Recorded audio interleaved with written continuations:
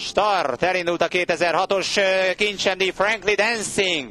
Frankly Dancing és Szözsil. Két jó favorit nagyon rosszul indultak, amikor még 2200 méter van hátra. Jól jött el azonban Couplé, aki diktálja az iramot, és egy nagy tapsot kérnénk majd a lovaknak, hogy eljönnek a közönség előtt. Itt a tribün előtt ez a kincsemdíj mezőnye 2006-ban.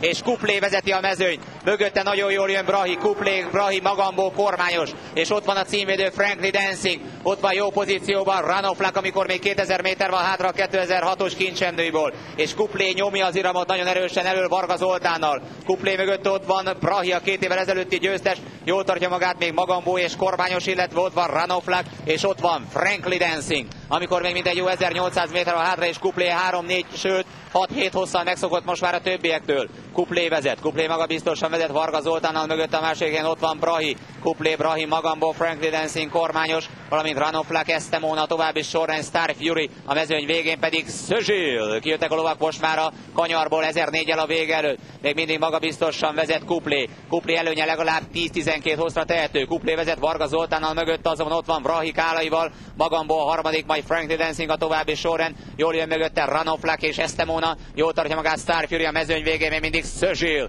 Egész jól együtt a mezőny, most fogják utolérni még mindig Couplét, amikor már csak mindegy jó 1100 méter van hátra a célig. És Couplé nagyon-nagyon jó iramot diktál. Couplé vezet, de fölmegy mellé Magambó. Couplé, Magambó, Brahi, Frankly Dancing, Estemona, Star Fury, Szözsil jön följebb Linekkel.